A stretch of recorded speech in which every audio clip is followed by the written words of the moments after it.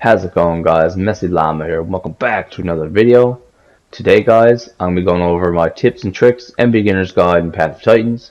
In my opinion, I'm going to be showing you the best starting dinosaurs for the most fun play and easy survivability. I'm going to show you the quickest way to level up your dino so you can get right into the action because it takes a long time to grow a dino and official. So let's get right into it. When choosing your first dino, I'd highly recommend you pick something mid-tier, something like an Allosaurus, or even like a Das or a Sarah. They're just great dinos to pick. They're fast to get around the map, really good, and depending on which build, if you want to go defense or speed or balance, I just recommend go balanced, just because you can't go wrong when you pick balance. Sorrel's a good pick. Mitri, Das is okay. I go with the Meg. Meg is my favorite. He's very fast, very maneuverable. You can easily get behind and do lots of damage. They're pretty big also. And you got a Venom Bite, which stops the stamina regain. They're great. I wouldn't recommend going with a Spino or a T-Rex, just because it takes a long time to grow them. They're really slow. They're really powerful. But starting off, picks up mid-tier. When it comes to herbivores, I'd recommend going with any of the small trikes and the medium-sized dinosaurs. And this, my favorite by far, will be this guy or the Stego. The Stego is awesome mid-size tier. He does really high damage with his tail, a massive amount of bleed, and he's pretty fast. So I recommend picking any of these. And when it comes to picking, if you're trying to decide if you want to balance for speed and defense, do you want higher speed or do you want less defense? I'd just go balance. Just it's middle of the road. You can't mess it up, and later you can pick better skins anyway.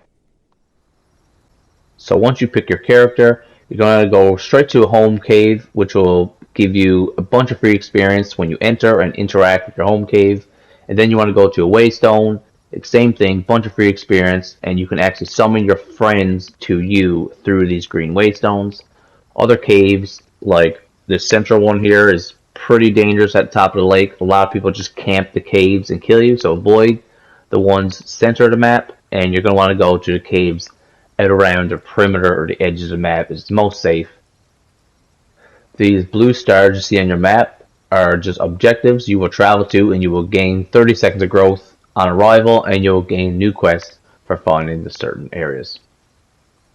Another very useful tip for growing your dino: let your hunger drop down to where mine is to, and you're going to get a food quest.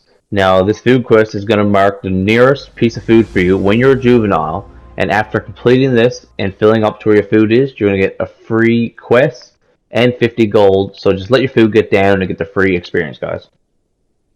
Another way to gain double EXP is actually find a home cave when you're done playing for a little while and actually log out in the home cave. And when you come back in a couple hours or so, you actually have double EXP. And the longer you stay in the home cave, the more double XP you have next time you play the game. This is the fastest way I've found to level up my dino. And this, if you take this exact route, you'll level up in no time. So you're going to want to start at Talon's Point, do the quest there, head northeast to this little pond, do the Lychee quest there, directly head up north to this grass fields. There's a lot of quests to do there. Directly east, head to this pond with the two rivers coming in the top, complete the quest there also. And from there, continue on east to Snake Valley, which is this area right here. Pick up the branches and the acorns. And from up there, if you head up north, there's a bunch more quests you can do in this whole area, and then work your way back, then do it all over, and you'll grow in no time. This is definitely the fastest way to grow your dino. When doing the critter quest that pops up on your map, you have to kill 3 of these dinos in the burrows. And if your food is full and you can't consume these dinos to make them respawn, all you got to do after you kill them is just pick up the corpse. Sometimes it will just disappear, or you'll just have to pick up the meat and drop it down again. And when you do this, you can infinitely dig the burrows and continue recycling the dinos to complete your quest. These tips are pretty self-explanatory, but just in case you didn't know, when you fully rest and go to sleep, your stamina regains much quicker.